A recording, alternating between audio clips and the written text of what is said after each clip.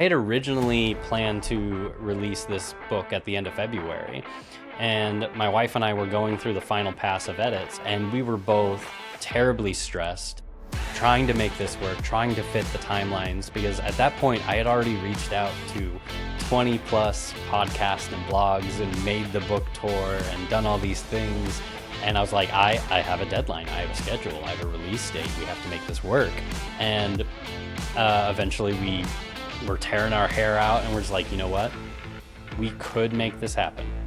We could maybe make this deadline, but we are going to destroy ourselves in order to do it. And that's just not going to be good for the longevity of the creative process, for our relationship, for our home life. And just once you finish the book, there's still so much to do for publishing it and for marketing it. So you can't burn yourself out.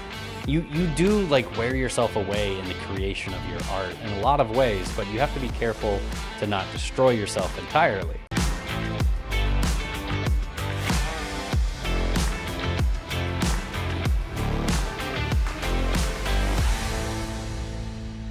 Hello, everyone, and welcome back to the Pint and Portal Author Podcast.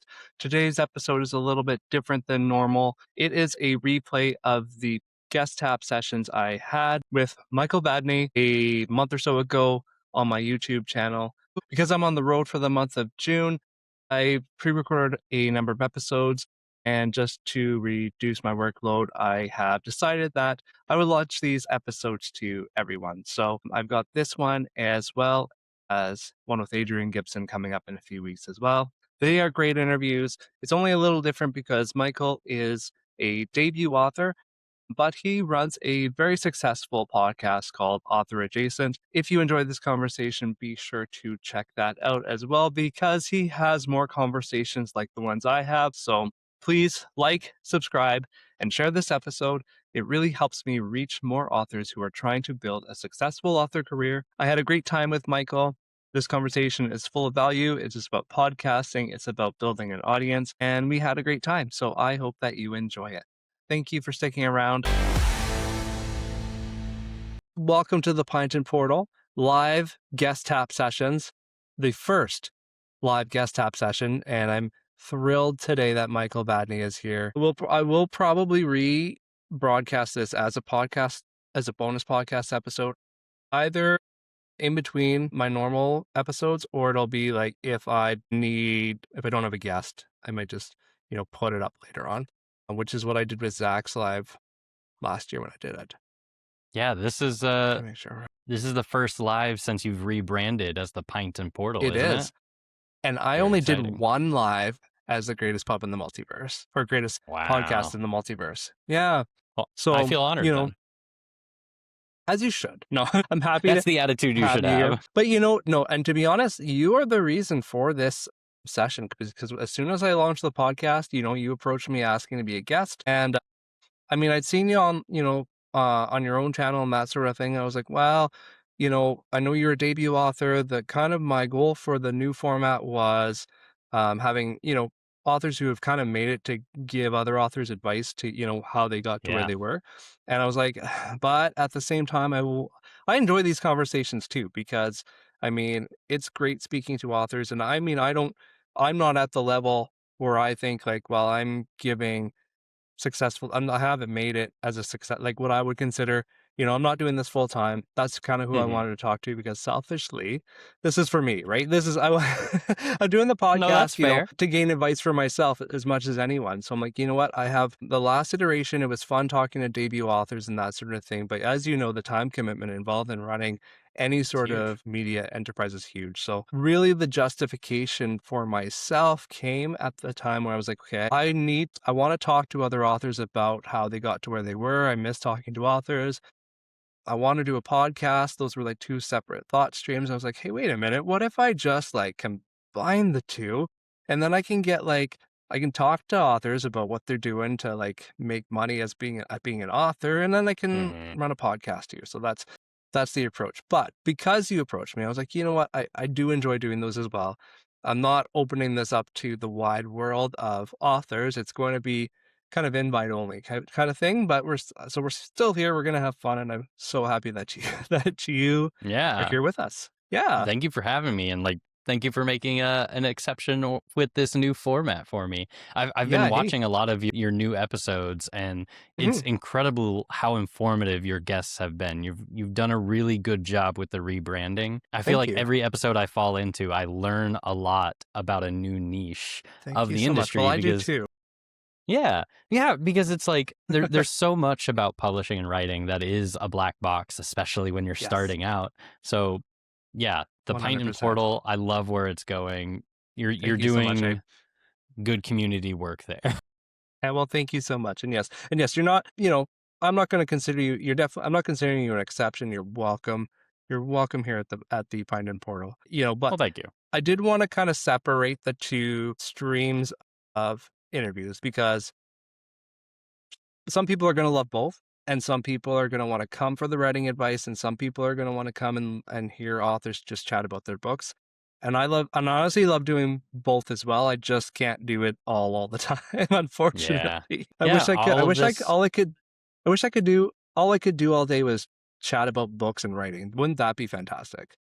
Yes, in some like bohemian lifestyle where we can just exist and produce art would be amazing. Someday, So someday. so why don't Michael, for those listeners who may not know who you are, give us a little bit of an introduction. Hey, folks, glad y'all can make it. We're figuring out how to talk to you. But I am Michael Vadney. I've been all over the internet. So if you've missed me and this is your first chance, hi, nice to meet you. I am the host of the Author Adjacent podcast. It's a podcast that I started a few years ago as a way to document my transition from hobbyist writer to professional author. And as of 12 days from now, I will be the official published author of Crownfall, a new adult noble dark fantasy, which is the reason why I'm here and all over the internet. And if you're sick of my face, I'm sorry. But if you're not, hello. But yeah, it's been a blast doing all this stuff, and really happy to be here to add another iteration. Very cool. So, Michael, as you have said, you have been all over the place on this wild and crazy virtual book tour that you have planned. Dozens and like I've seen you all over YouTube, which is fantastic, and Thank you. kudos to you. But so this is your you book. Now, obviously, you've Yes. been running your own YouTube channel, and do you cross post your? Is it just on YouTube, or are you cross posting to other platforms as well? It originally started as an audio only on Podbean, and then I eventually jumped to YouTube. I do have episodes on Spotify. The Spotify episodes are, I will be honest, drastically behind.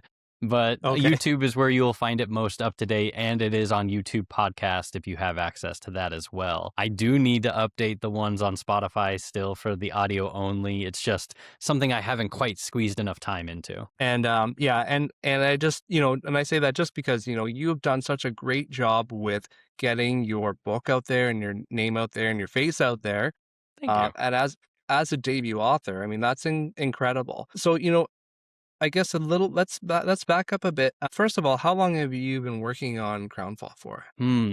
So I started writing it about when I turned 30. It's been like a soft start almost 5 years ago, but I didn't really Okay. start taking it seriously and really committing myself to it with good amount of discipline until about a little over 2 years ago. Okay. Okay.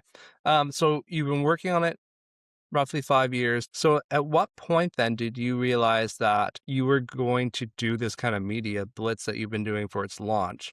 Because most debut authors kind of, at least, okay, I shouldn't even say most, because I don't know if that's true. For me, when I wrote my book, kind of on a whim of, this is something I've always wanted to do. I'm going to see if I can do it. I had the book ready. And then I was like, okay, I got it edited, and then I put it up, or I think 2 weeks before it went up, I'm like, hey, everybody I know on Facebook, I wrote this book. Here you go. And that was it. That was my Mhm. announcement. And then afterwards, I realized, oh, that did not do anything. Nobody Yeah. knows I exist. And I don't know what kind of expectations I had even at that point, but a lot of debut authors don't even realize that getting their name out there is something you need to do. So, what stage did you realize that you were going to start planning this sort of launch, I guess? Pretty early on, Okay. like back when I was starting to decide, like, you know what, being an author is something I always wanted to do. And So I started researching. I'm like, all right, how do you do this successfully? I originally thought I was going to go traditional publishing, and I did a lot of research at the time. And one of the things that came up frequently was platform, platform, platform. If it doesn't matter if you're going indie or traditional, you really need to figure out a way to put your name out there so that people know you exist before you even have a book, and to participate into the community and just be a helpful person in the community and to make friends. And through those friends, you make connections and create a network of incoming work, really. And where Right. I really learned that was in Daniel Green's episode where he went over the financials of his first book. And he talked about the amount of money that he put into it and how much money he got out of it. And he did very well financially on that first book. But what he talked about over and over again was, do not compare your debut to me. I have this huge advantage that I've been running the show for, I think he was going on like 7+ years at that point. So he had a huge following of people that knew he existed already. And I didn't really know anyone in the community yet when I first got started. And I figured the lowest barrier of entry that I could do to start contributing to the community without having a book written yet was I was going to start a podcast. I did an audio only podcast at first, and it was just me going, hey, I learned how to plot a book. Let me do an episode about plotting and different kinds of plots that you can do. And it was just continuing transitions like that. But then as I got closer to writing the book and getting closer to the end, and I had met all these people, I had met Adrian F. Gibson, and I remembered his media blitz and his book Yes. tour. And I was talking to him about it and what he did and how he went about it. And eventually he was just like, just look at my tour and try to do something that works for you. And I did that. His was a little longer. I think he went on for like 3 months. But I was Yeah, like, that I can do initial 2 Mushroom months. Blues tour. Yeah. Yeah. It was so Yeah, much. fair enough. But And you it know, worked out really well for him. it did.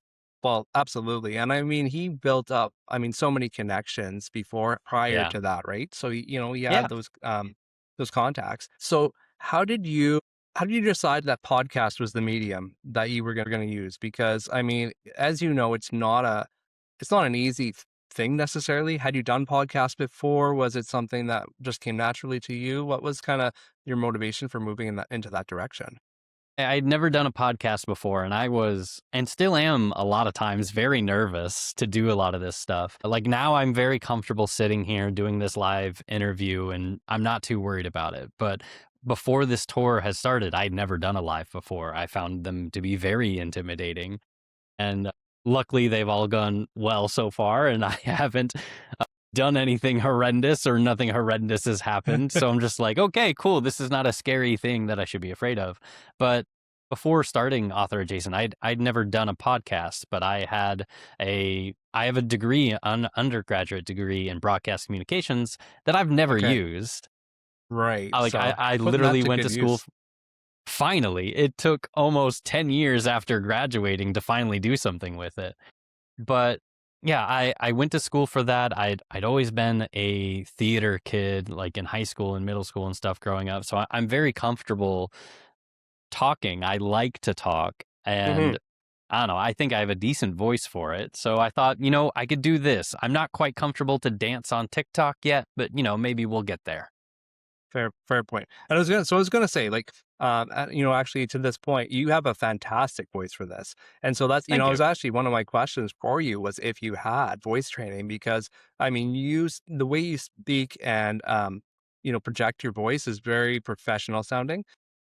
Thank you. So it's definitely noticeable. My projection and I'm stumbling and I'm like, you know what? At this point, I don't care. It's funny because I mean, Daniel's in the chat. Daniel is it's like the first or second podcast interview I ever done.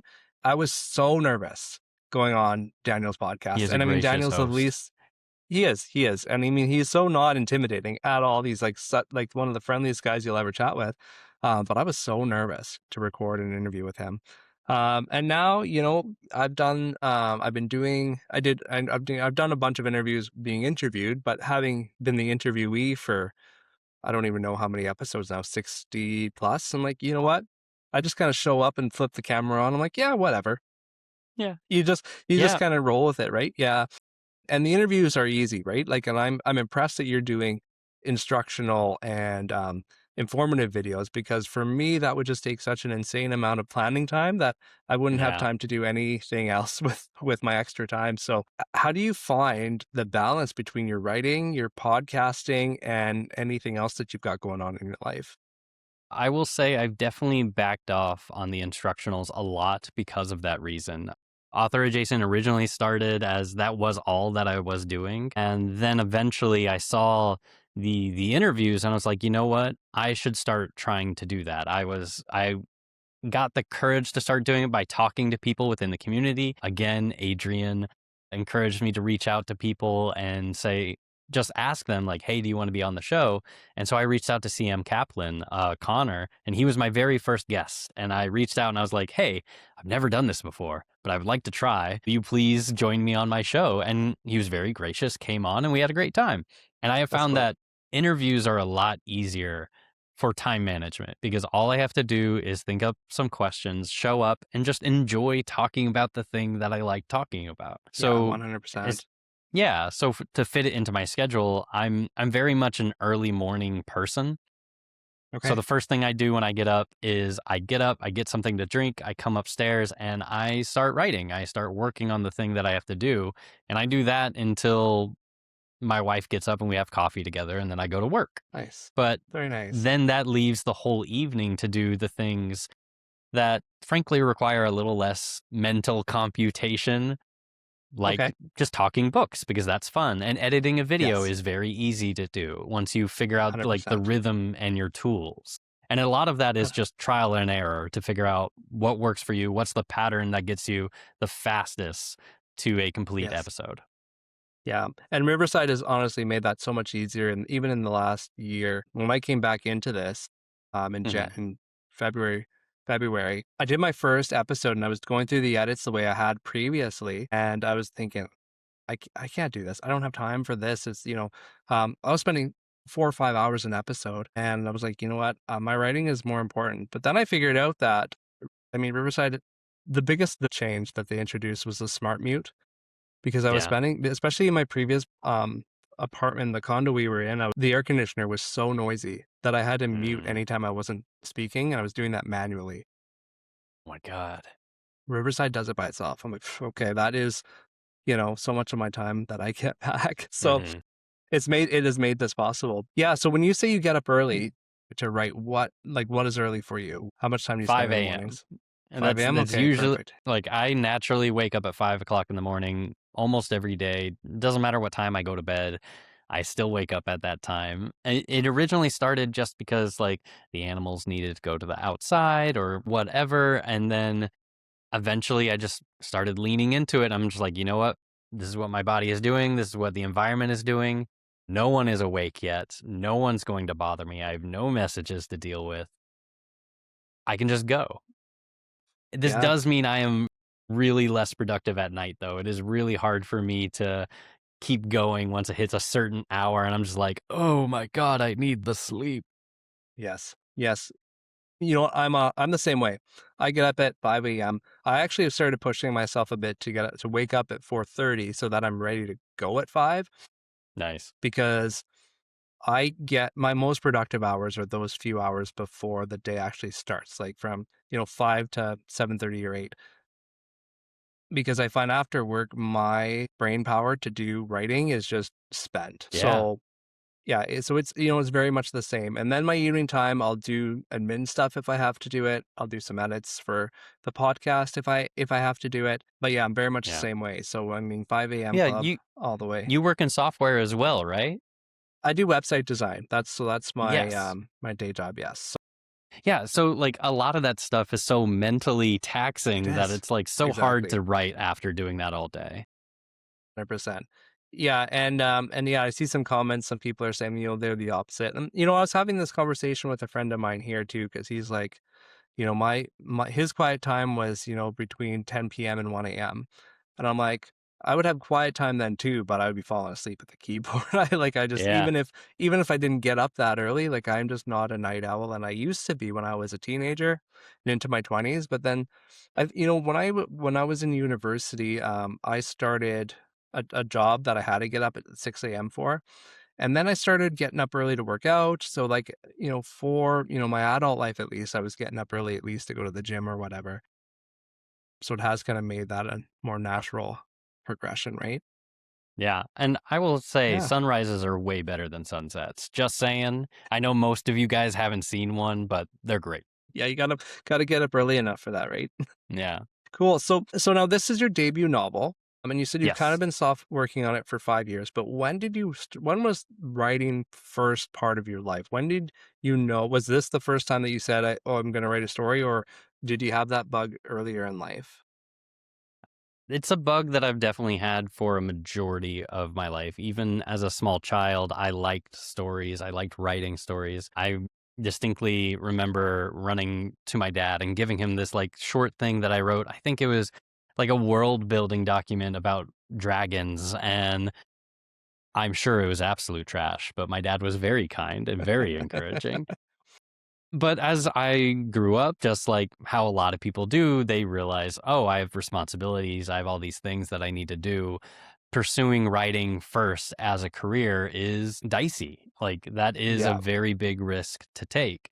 So, for a long time, it was just always on the back burner, just dealing with my life, trying to learn how to become an adult and a productive member of society. Like I said earlier, I got a degree in broadcast communications, and then I never did anything with it. I mm, bounced around between a lot of different careers before eventually falling into the one I am in now, which I'm a software engineer. But right. then around the time I was approaching 30, I'd always had the story bug. I loved stories in books and movies and shows, and anytime there was an amazing twist or a really well-developed character, like, I love that. My skin Yeah, literally tingles when I have a beautiful moment in a story, right. and I finally started to realize, like, I actually do want this dream. I want to be an author. I want to write stories, but that's not gonna be true unless I start doing it. For sure. So was there a certain was there a moment that, kind of triggered that transition, or was it more just was it kind of more of a widespread or like an ongoing thing that you eventually sat down to do it? There were a few things that really took me to certain steps. The first one was finishing the Lycanius trilogy by James Islington. Okay. It's because I read through that. I love that story because I love time travel within medieval-esque fantasy stories. Like, that's my favorite Yeah. niche genre. Right. But I read through I that love it too. trilogy and yeah, it's so good. But I read through that trilogy, and the bio at the end of it was like, James Islington started writing seriously when he was 31. And I was like, "Oh, I'm approaching my 30s. It's not too late." It's a Yeah. dumb thought. I know it is now. You can start writing at any time. But Yeah.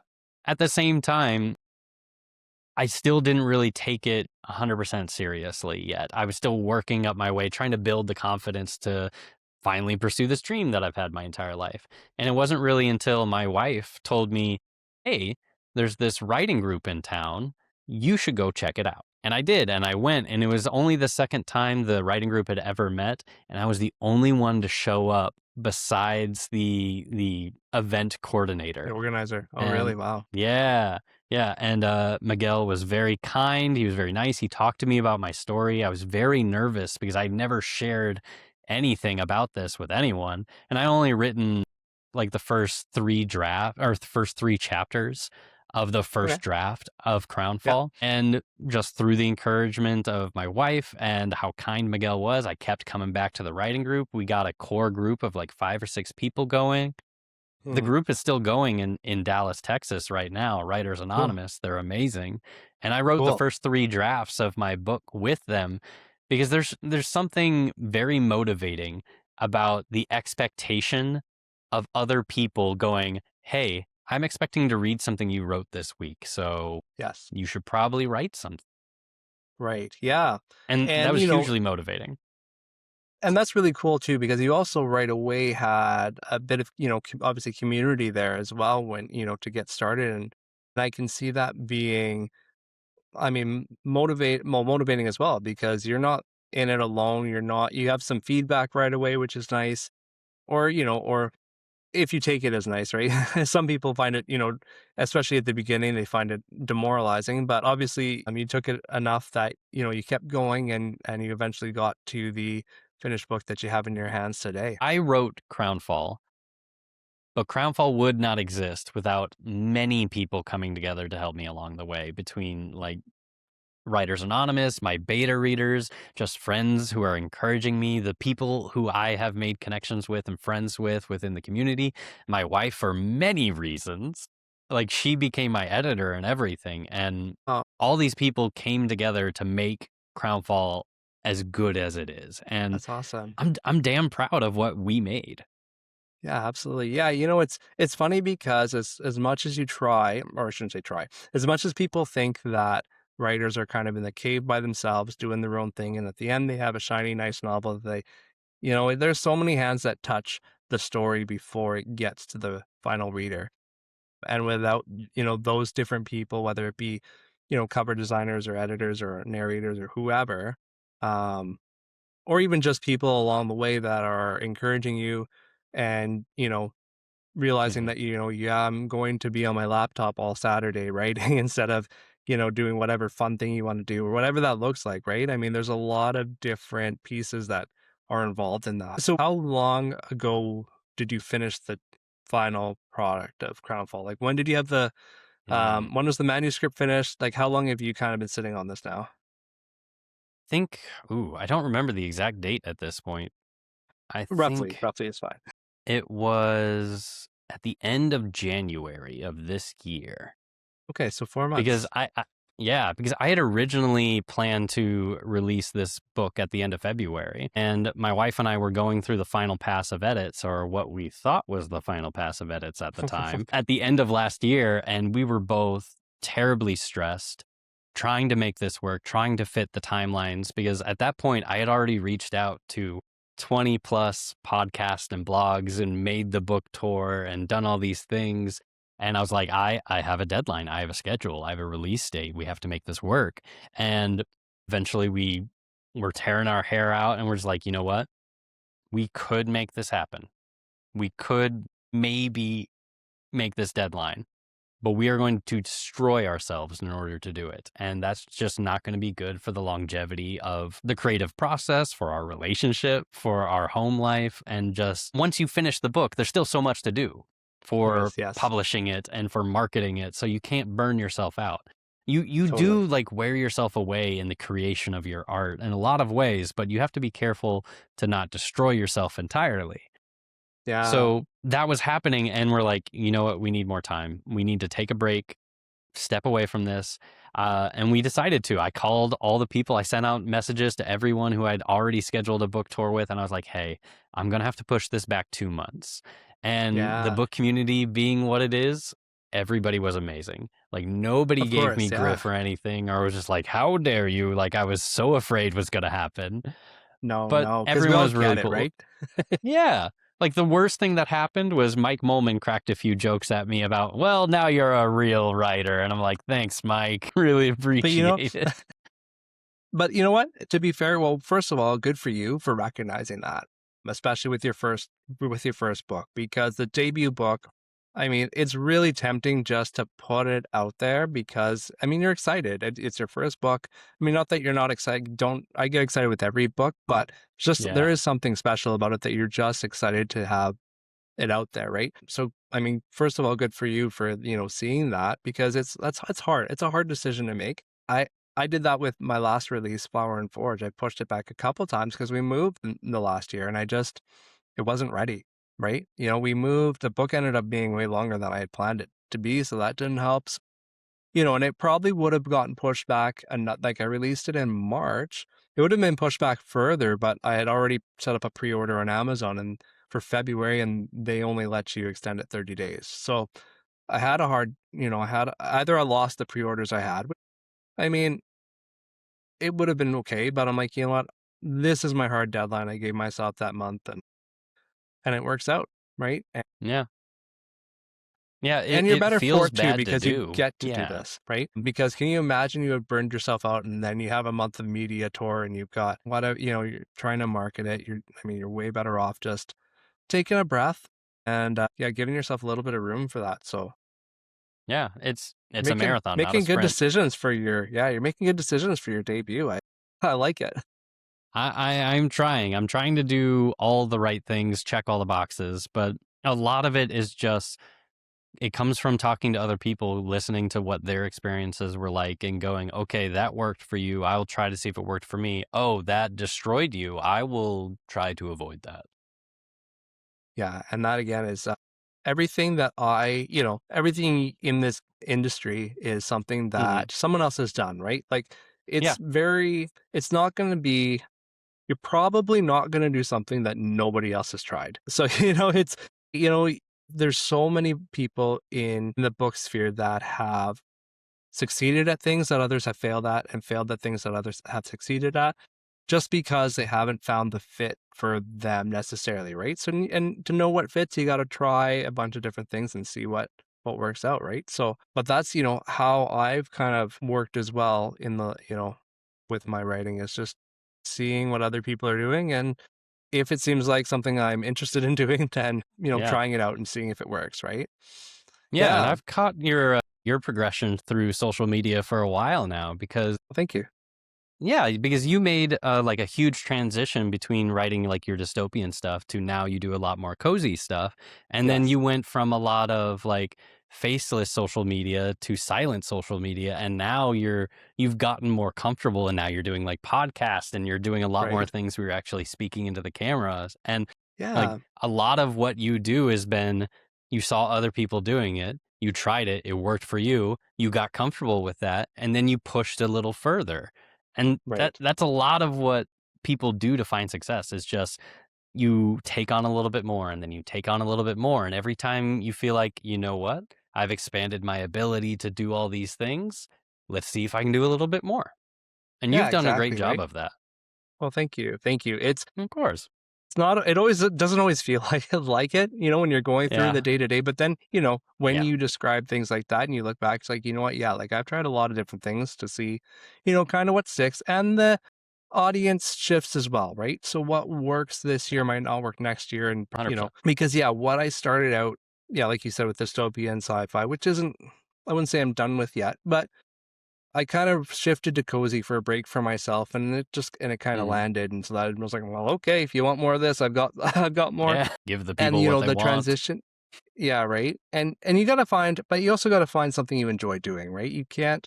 I was like you, Yeah. like I'm not doing TikToks where I'm dancing, and I resisted TikToks, for a long time because that's what I thought TikTok was people making up skits and dances. I'm like, I have no capacity to do skits and dances. Hmm. But then a few people were finding success with the faced content on TikTok. And I was like, I can do that. So I've stuck with that format for quite a few years. I think it was with Eclipse, that was my first interview with Daniel as well at that time. 4 or 5 years ago. I'm gonna say 4 or 5 years ago. It's a long time to be doing that format. And now I'm seeing that it might be running its course. It's not getting the same interest as it used to. Hmm. A lot of it's because TikTok has changed, and even though Instagram has picked up a little bit of that slack, we'll see how it goes. We'll see. But Yeah. It's an this ever changing landscape. it really is. But this format, I have I enjoy chatting with other authors and bouncing. I mean, because you can bounce things back and forth, right?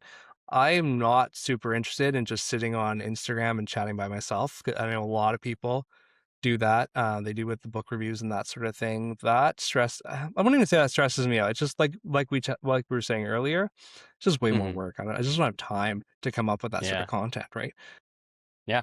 So, but some people have no problem with it. And you, as an author, you just have to find what you enjoy doing, what you can do consistently over, whatever period of time you're going to do it for. And that, I think, in the end is what's going to win out for you because it's something you're willing to show up and do, right? Yeah, it's super important that you enjoy it because if you don't enjoy it, it's just going to eat away at you. You're going to dread doing it. You're going to look at it and be like, "Oh God, I got to do that today." And then you're going to put it off and it's going to stress you out. And you are going to suffer as a person because of that. So Yeah, you have to find exactly. the intersection of like, what do people like? What do I like? Yes, exactly. And, so with that, with, TikTok videos where it's just me talking to the, the camera, and whatever I'm talking about doesn't matter. Nobody watches it anyway. I like my views go from, because you can see obviously your views, and then all of a sudden I do a talking video and like 20 people saw it. I'm like, well, I don't like doing this and nobody else likes it either. So I'm not going to do it. Why would I do it then? Nobody is interested in this. Whereas, I can do the ones with the text over top. That's low effort at this point because you just have to kind of know your hooks and that sort of thing. Hmm. Podcast is high effort, but this is for me. I get to chat with guys like you. I get to chat with other, a wide spectrum of authors from a wide variety of backgrounds, and I love it. Like that is the part I love, and for me to do this, I'm not, it doesn't really matter to me a whole lot. I like it that people are tuning in and Hmm. catching this and listening, right? Of course, but primarily the audience is me and hopefully you. Hopefully you're enjoying being on these too, right? So, I am. so I do appreciate that. Yeah. Well, obviously you are because this is how many. So how many podcasts? Do you know a rough number of how many podcasts you've been on since you started this? Uh, since I've started, I'm not sure, but for the entirety of the tour, it's over 20. Over 20. Okay, so that's a I did pretty. the tour. I scheduled it for 2 months, and I think March had I think 11 stops, and I think April has about the same. And some of Right. those are blogs, but majority of them are podcasts like this. Right. Yeah. So, I mean, that is such a big commitment, for somebody who's, working full time, has their own podcast, has, you're marketing in other ways, I'm sure. Do you have a plan for the launch? Like, do you have a launch day event happening? Yes, I will be over on the Fanfi Addicts channel. I'll be on there with So, Adrian and a few other people. We're just gonna do a little launch party, and I'm pretty excited for it. And hopefully, I will rest a little bit after that because it's been a very busy 2 months. I've enjoyed so much of what is happening between doing all these podcasts because I've been doing author adjacent for so long, interviewing other people. It's really weird being on the other side, but it's also really yes. fun. And also just putting Crownfall out there. I've been putting arcs out there for a while, and people are starting to read it and getting reviews out, and it's just Any, very exciting this whole time. yeah, But I am looking forward to the rest. I am looking forward to the pause. bet. But until we get to that pinnacle moment, the work needs to be done. Absolutely. And, I mean, the feedback that I've seen, I haven't had a chance to read it. I struggle with ARCs because I don't like have the time to read anymore. I'm like exclusively There's so audiobooks many this books year. out there. Exactly, yeah. And when you're writing, it's hard to be also reading, I find. I don't know if you find that as well, but Really? yeah, because I mean, I just find that because like I said, like I'll write early morning and then I work, and then at the end of the day, I'm doing admin, whether Hmm. that's for planning for a Kickstarter or doing podcast work or a newsletter, whatever that looks like. Hmm. That's it. That's all I've got. So like the only workaround I've got, especially this year, I've been 100% audiobook in my reading this year because I'll put it Yeah. on when I go to the gym. Like I'll go on go for a walk or a run for, 30 minutes, and that's my podcast or my audiobook time. So, Yeah, I'm a big yeah. audiobook guy too. Like that's vast majority of my book consumption is via audio. I'm Mm, on the Fanfi Addict team this year for Spiffbo judging for Spiffbo cool. 11. So I've been reading a lot more than in previous years, but even Yeah. then it's just audiobooks just make it so convenient to ingest books. Like you said, going to the gym, doing chores around the house, like just Yes. working in my yard pulling weeds, and I'm Yeah. listening to these epic fantasy battles and everything. It just makes my chores a lot more enjoyable. It I definitely am will. hoping to get an audiobook out for Crownfall. I'm aiming by the end of summer, but we'll see. Nice. I'm planning to actually kind of experiment it with myself, trying to narrate it and seeing how that goes because Very nice. I like doing this stuff. I like doing voices and character voices and accents, and that stuff is It's awesome. a joy to me. My wife once told me it's like being married to a cartoon character, and I'm going to run with that. You may as well, right? Because one, that is a huge expense that you don't have to Yeah. pay for. And Yeah. two, I mean, if you enjoy it, then why not, right? And you definitely have a voice for it. You definitely Thank you. have Yeah, I mean, it's clear that you've had training, obviously, like if you're in broadcasting and that sort of thing. So put that to use, get your return on that investment because it's not it's not a cheap investment either. But No, these and I, student loans got to be worth something.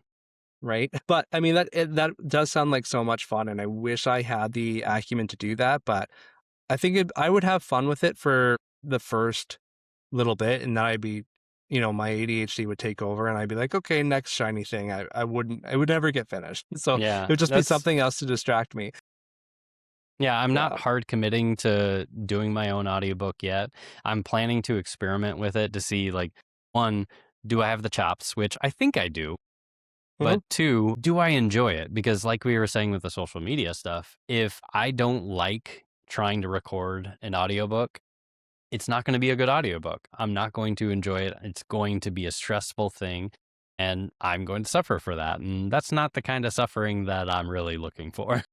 Totally right. Okay, so I do have to ask, Michael. Yeah, shoot. Intentional Ventures. Is this your wife in the chat? Oh, yeah, that's Okay. 100% my way. Okay. Because she says that the quote was about the noise you make on roller coasters.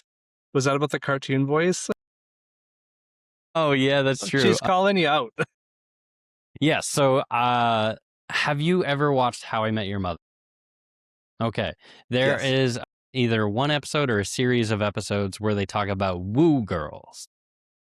I don't think I've seen that particular episode. I No haven't worries. diligently walked it, but When I am on a roller coaster, I am pure enthusiasm. I absolutely love it. And I am like, this is not intentional. I'm not trying to make this. It just happens. I just whoop and I get very excited. And it sounds like almost a little like Woody Woodpecker. And it's just really fun. But my wife pointed out to me that I sound like a cartoon character. I love it. I love it. Well, now you're going to have to get a recording. Yeah, she confirmed. Sounds like Woody Woodpecker.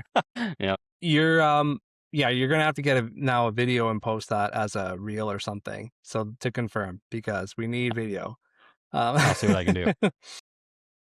Yeah, Daniel says I'm missing out. I have seen How I Met Your Mother. I haven't seen this episode. So I'm not a huge, like, I don't mind it. It's not my style of show that I watch, but my wife watches it. So I will see episodes occasionally.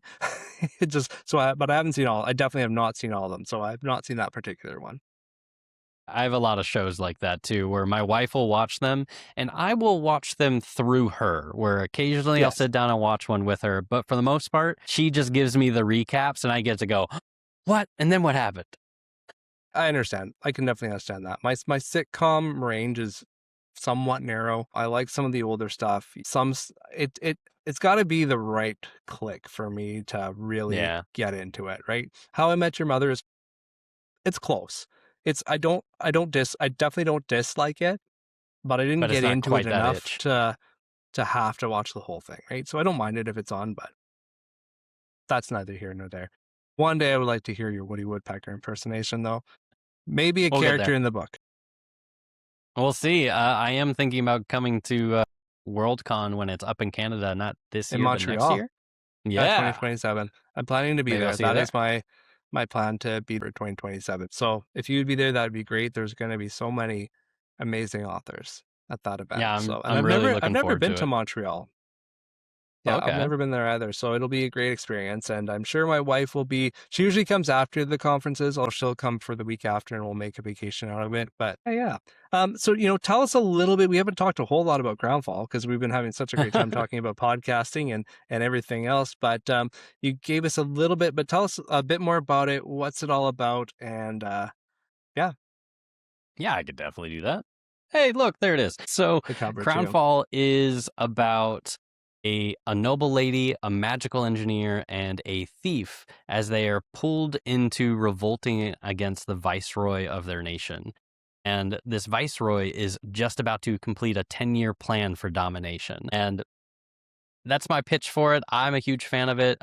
People have been comping it to things like Foundry Side, Six of Crows. There's a lot of like Mistborn vibes to it. Nice. So you'll definitely see some of my influences in there. Yeah. Arcane, the Netflix series, is definitely an influence in love there. That. Okay, cool. But I love it. It's a new adult noble dark fantasy, which I've been trying to make the subgenre, a little more popular in the nebulous of the people, Yeah. because Noble Dark's really fun, and I've been Okay, talking so a lot about it and doing a lot of articles about it too.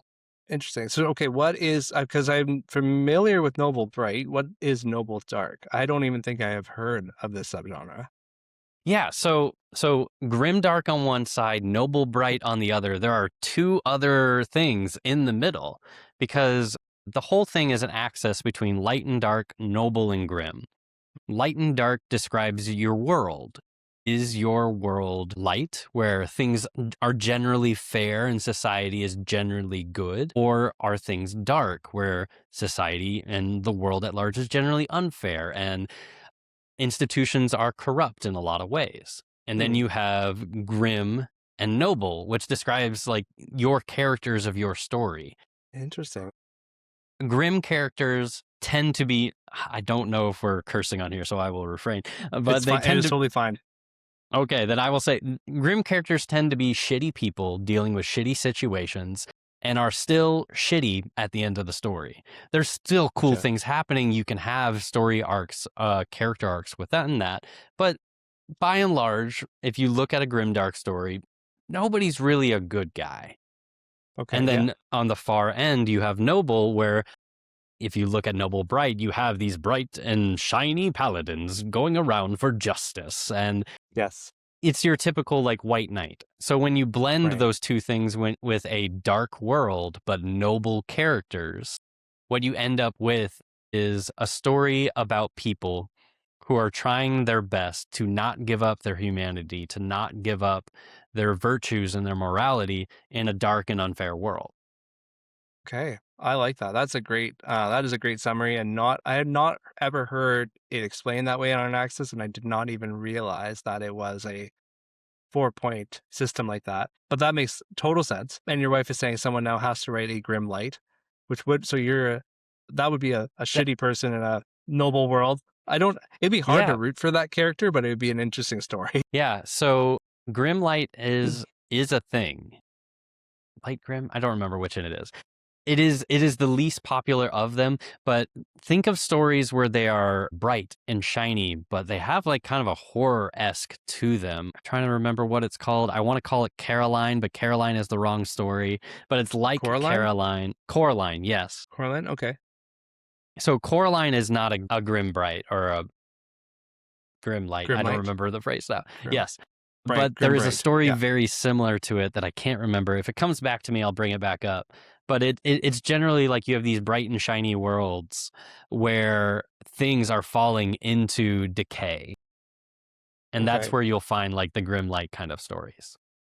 You've got the dark character. Yeah. So no, that wouldn't quite fit either. I'm just trying to fit. So let's go back to Noble Dark, just because that's where your story lies. What are some popular examples of Noble Dark that maybe people will be familiar with to kind of set us in this quadrant of story? Yeah. So all four of these, I will say, are more of like flavors of fantasy than they are genres themselves. But I would 100% peg 90% of what Brandon Sanderson writes as Noble Dark, especially Okay. Mistborn and Mistborn. Yeah. the Stormlight Archives. Eleanor Colin, perfect example of a noble dark character. Hmm. In the world of the Stormlight Archives, institutions and governments are corrupt and unfair in a lot of ways. And Dalinar Kholin is a murderer, a warmonger, a drunk, a lot of things. But his whole story is about him trying to be a better man, trying to find his humanity and not surrender it to this unfair world. So while I know it's not the marketing of what people call Noble Dark, but I would definitely call most of Brandon Sanderson's stories Noble Yeah. Dark. It's That's these dark and unfair worlds with good characters. yeah. Mistborn did come to mind, and because you made the comparison, I think somebody had made the comparison to your book, because that definitely fits that description. I actually haven't read the Stormlight Archive yet, so it is on my ever expanding It's a TBR, but commitment. it is on there. It is. It is. So my wife has read them. She's quite enjoyed them. She is not as big of a fan of the chonky epics though. So like she gets Yeah. They're after a while exhausting. she's like, okay, that's enough.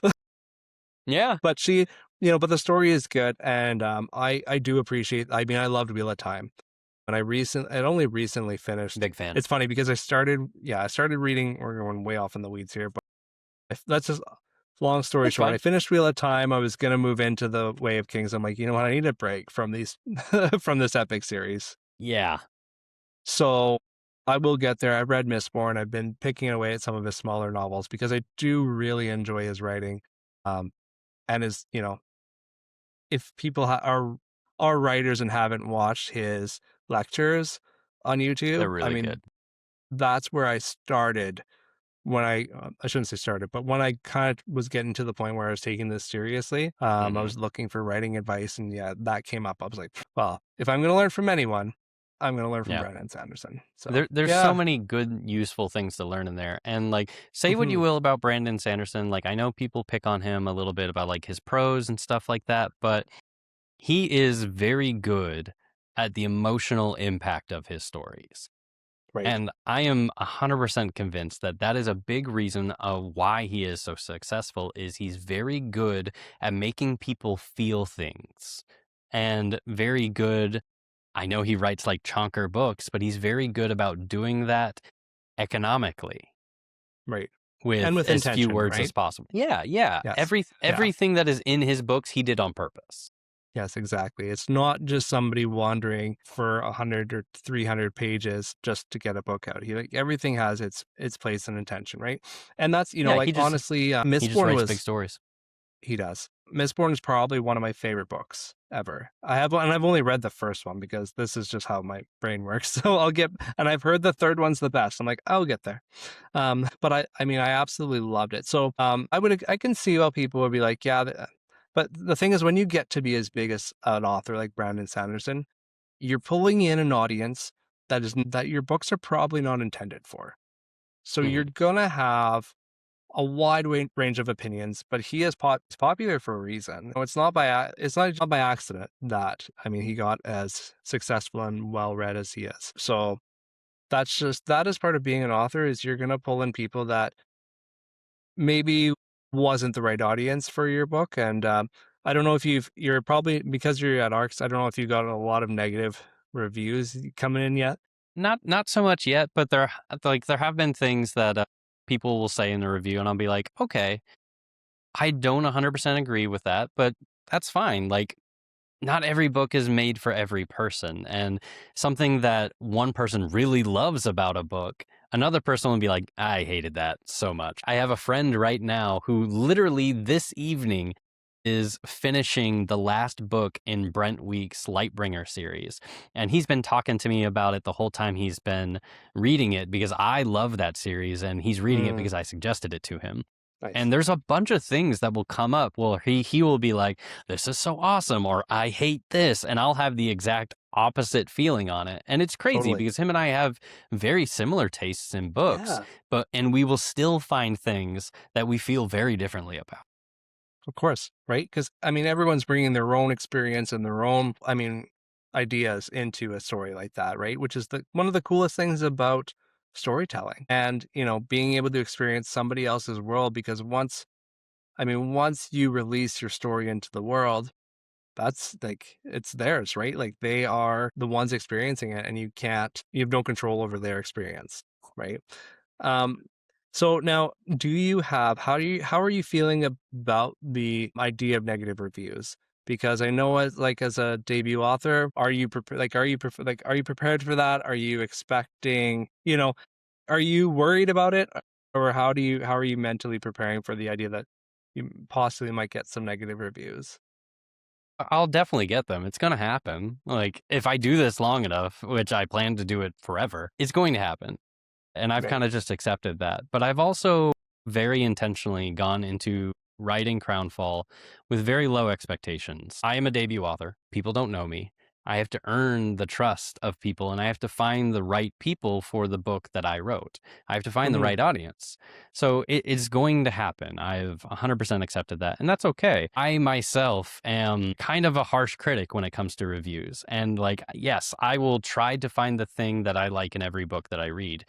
because there's something useful in every book that I read where that I can learn as both a reader and a writer. But Yeah. I know that I am a little tough when it comes to reviews.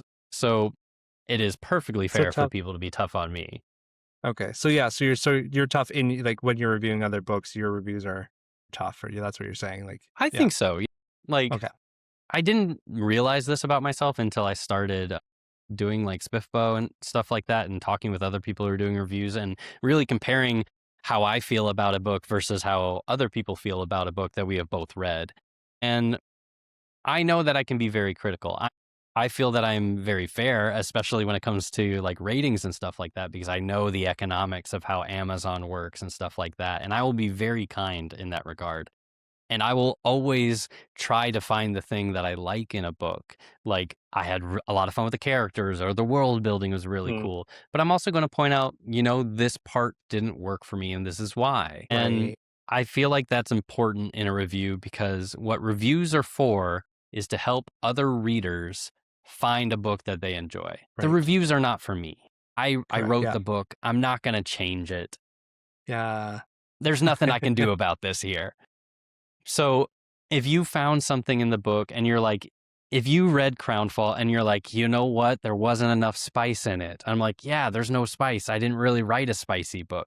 Then that's good. Like put that in your review because then other people will see this and they will understand before reading it that like, this is not a There's no spicy spice. book. Yeah. Yeah. Right. So they won't go into that with that expectation and then be disappointed. So Hmm. it's going to happen. I'm going to try to find it in my heart to celebrate it anyways, because it means someone read my book and I'm going to Yes, try to appreciate that. for Despite sure. the fact that I unrealistically want everything to be 5 stars forever. But that's Right. just not the Wouldn't that be reality of the nice? Right. world. Wouldn't that be nice? In that bohemian world we were talking about before. Yeah. Yeah. I would. I would really want.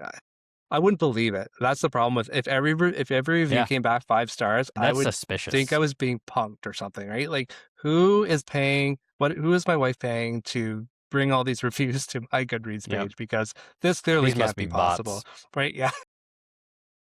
Bot review. Yeah, but that's it's such a healthy attitude to have too, because you are right. Like I mean, I'm just thinking back to when I was a debut author, when you get the first negative review, for me at least, I was like, if you're not prepared for it, it can crush you. And then you realize, no, wait, this is just somebody's opinion. It's not that my work is horrible. It's just that it wasn't for this person, and that's Yeah. fine. And over time, because I was asked this question recently on an interview I was doing, and I said, you know what? At this point, 12 books in, I've had enough good reviews that the bad reviews don't matter. You Mhm. kind of, yeah, I appreciate the feedback, like, because I do read my reviews. People say, don't go and read your reviews. Well, I can't help it. I'm way too I've read every curious, single right? one of them. Me too. Yeah. Yeah. Um, Now I pay a little less attention now to some of the backlists, because I kind of know the trend. What I'm looking for is a trend. And the example I go back to, or went back to in that interview, was The Bartender Between Worlds. I'm like, you know what? The review ratio on that book is probably my lowest of any of my books, but it's also my most popular book, or my most best-selling book. And I was kind of just watching it because it was the first cozy fantasy I had written. I wanted to know, obviously, I want to know how people are seeing it. Some people love it, and some people are like, this is actually, there was one, I got one, that was the only book I've gotten that this is the stupidest thing I've ever read. I'm like, well, all right, I guess. Thank you for your time. Yeah, right. But That's like, all you that's can really fine, say to that. right? And so he asked me this. I'm like, you know what? I've gotten Publisher Weekly reviews at this point. I've gotten enough positive reviews that I'm not worried that my writing is garbage. I know it can improve. Don't get me wrong. I read my writing. I'm like, this is garbage. What was I I thinking? can do I better could have than done this this. better, right? Exactly. And I mean, but what I want to know is, like, am I hitting the market? And in that one, like, and what I said in that interview was, I learned two things about expectations about that book. People wanted more bartending. That makes sense. It's called The Bartender Between Worlds. And they thought it wasn't cozy enough to be called cozy fantasy.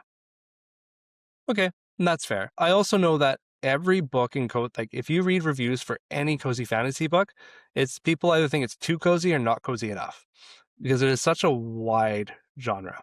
So I'm like, okay, that is fine. It's a less cozy book. I get it. But the drink, the mixology part, where people were like, I thought there was going to be more actual bartending. I'm like, that's fair. It's in the title, bartender.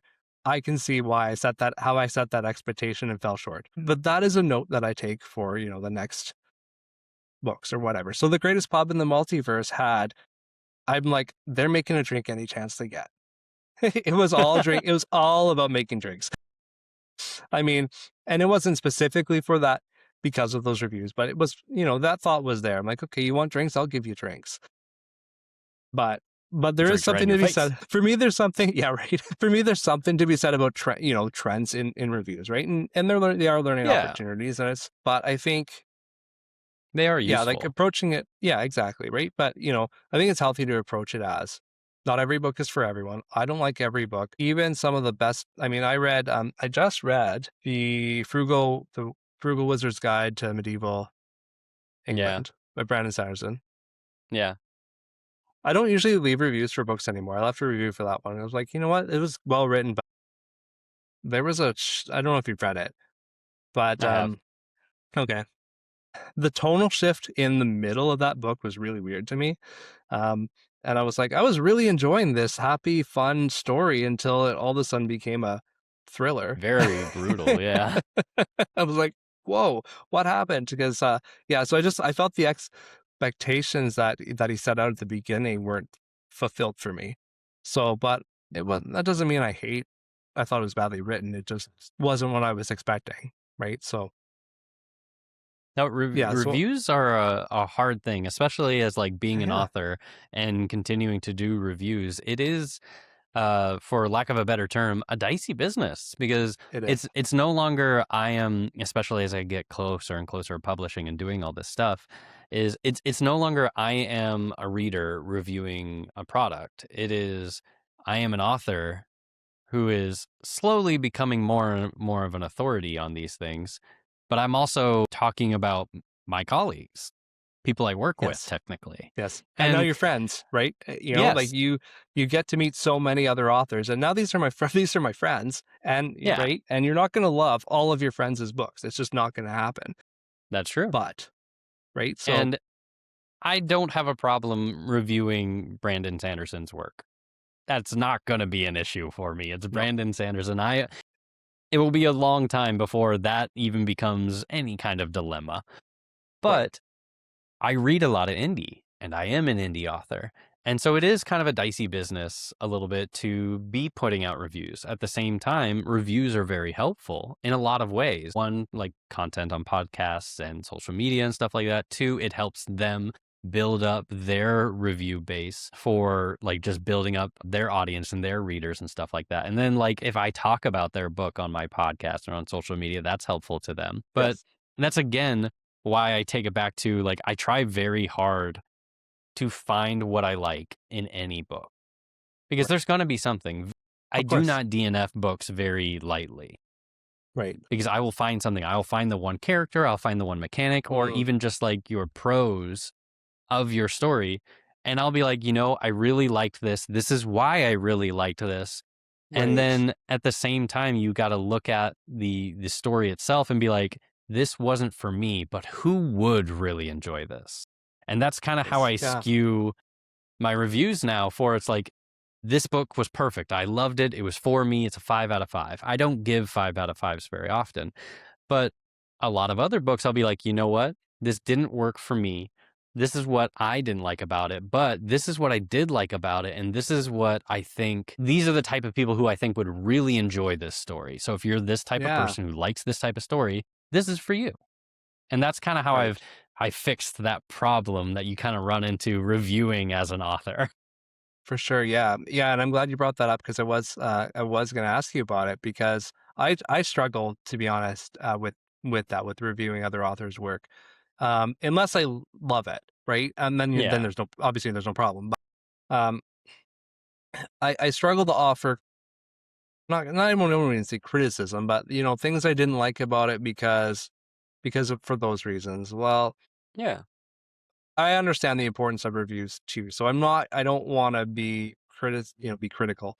or at least come across as critical. So, but I think Mhm. that approach is really good because you're not being necessarily critical. I mean, this book wasn't for me, but here are the positives, and I think any author is going to appreciate that because most, like 99% of authors, realize that their book is not for everyone. And if they do think their book is for everyone, they really need to hone in on their market a little bit better and, make sure their target audience is a little Yeah. narrower. But as, especially as someone who reviews books on their channel, which I don't typically because I read too slow, or at least I just don't make it through enough. But, as someone who's reviewing books on your channel and for Spiffbo, and, because obviously if you're a reviewer on Spiffbo, you've got to say something about it, right? You're not just like, okay, 3 stars and move on. You gotta have some sort Yeah, of, you have to give reasons why. yeah. So I like that approach, and I'm going to keep that in mind going forward because I have struggled with that scenario. I'm like, you know what? Yeah, it's something I've thought about a lot because it is the closer I get to publishing and becoming like, oh, I'm one of you guys now. It's something I've thought about a lot, and I wanted to keep reviewing books because I'm going to keep writing reviews because I'm constantly thinking critically about the books I'm listening to and I'm reading because I want to learn from these books. Like, if I Yeah, really like something, I want to know why I like it. If I don't like something, I want to know why I don't like it. Is it my personal taste? Is it my personal bias? Or is it in the execution? Is it something where I was like, that twist felt a little forced? Or is it something, that was a really good line? I loved how these characters came together in this relationship. I want to understand those things. And those are the types of things that I try to put in my reviews so that I can get better as a writer. Because reading yeah, other people's stuff and thinking about it and analyzing it, that's the second best way you get better at writing. 100%. The first Yeah. being you have to write. Yes, of course. Yes. Yeah, and I mean, the great thing about that too is because when you look back, in a couple of years, okay, I read this book, but okay, what did I think about this book and why? You've laid it all your reasoning out, right? You're not having to try to remember because for me, I have a tough time. I remember vibes. Yeah, I love this book, but I don't necessarily remember all of the nuances of why. Yeah. You know, Reviews are important. They're important to be able to continue even as writers. And I think, if I were to have a conversation with Brandon Sanderson about the Frugal Wizard's Guide, I'd have no problem telling him what I told him because I don't think there was anything wrong with the book. It was just my reception of it, right? He'd be like, yeah, okay. Right. Like, I mean, Yeah. most authors are It's not going to like, bother him. well, He's going to be he's fine. not losing sleep overnight over a, three and a He's half star review, right? destroyed. So, How dare Herman not yeah, like my book? exactly. Right. Exactly. Very cool. Well, I think we are at a place where it's a good time to wrap up. I will let you enjoy your evening, get some rest, and let you spend some time with your wife before bed. Because I know Yeah, this is getting late for you if you're going to be a up at little bit. 5 a.m. But I No, thank you but for taking the thank time you. to join me. Yeah. Are you still writing in this process, like through your marketing process? Are you working on the next book? I am working on my next story. I've been writing some short stories to kind of help build out the world building for my next book, which is going to be the first book of a series. Crownfall is a standalone novel. I can come back to it if the masses want more, but I Yeah. fully intend it to be a standalone. So for now, I've been working on some short stories, some world building, and some high level outlining for a series that I'm very excited for. Awesome. Well, very cool. Well, I look forward to having you back when you have that all ready to roll. And I'm sure we will chat further on Discord and everywhere else. It was so great to have you on, and so great to have you as the welcome back live episode for the Pint and Portal. I'm calling these sessions the guest tap sessions because I'm bringing in people primarily from other podcasts and shows like yours. So I appreciate Thank it. you. For those of you who were live here, thank you so much for joining us. I know people have been popping in and out, but it's been great having you. And for those of you who are watching the replay, please follow Author Adjacent. If you're new to the Pint and Portal Author Podcast, check out those episodes as well. And I'll make sure to add you as a collaborator so that all of your followers can listen Appreciate in it. as well. And yeah, is there anything else you would like to share with listeners before we wrap up? Crownfall comes out April 28th. Pre-orders are up on my website, michaelvadney.com/store, and on Amazon if you want the ebook version. And I'm still doing ARCs. If you want a free copy in exchange for a review, all of my social medias have the form. Just follow that, and I'll get you a free copy so that you can get a little bit of early access to it. Herman, That's thank you so fantastic. much for having me on the show tonight. I really appreciate it. Yeah, you're so welcome. I'm going to do one quick plug that I said I was going to do before we Do your wrap up. thing. We're at the end of the show. But for those of you watching in the next couple of weeks, please go to my Kickstarter page for Flower and Forge Special Edition. I'll link that as well. But this is going live April Beautiful. 28th as well, the same day. It's a fantastic day for books Hey. and fantasy books. If you like a little bit, this is cozy fantasy. It's a cozy, I'm calling it an epic cozy fantasy because it is a bit more of an adventure. It's about a dwarf who is looking for courage and a wounded dwarf warrior who is in need of healing and rest. And they end up going on a side quest looking for an ancient magic to help both of them out. And it's just a heartwarming tale. It's really, if you like The Hobbit, it's The Hobbit meets The Wizard of Oz with pastries. So go and check it out. That's the plug. Thank you again, Michael. This was a lot of fun, and I'm looking forward to chatting with you more soon. Thank you.